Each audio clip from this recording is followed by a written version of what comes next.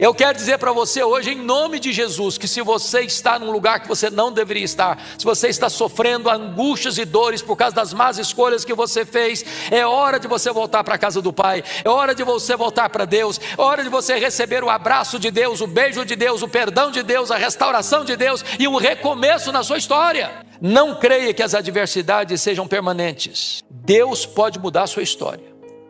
Às vezes a gente pensa que as adversidades vão durar a vida inteira. E nós não suportaríamos uma viagem todinha de turbulência. Tem hora que tem folga, sabia? Tem hora que tem óleo fresco sobre a cabeça. Aliás, quando você está perto de uma grande crise, é porque você está perto de uma grande vitória. Quando você está num vale muito profundo, você está no sopé de uma grande montanha. O seu presente não é o fator decisivo para o seu futuro. Hoje é crise, amanhã a vitória chega. Entenda uma coisa, Deus pode mudar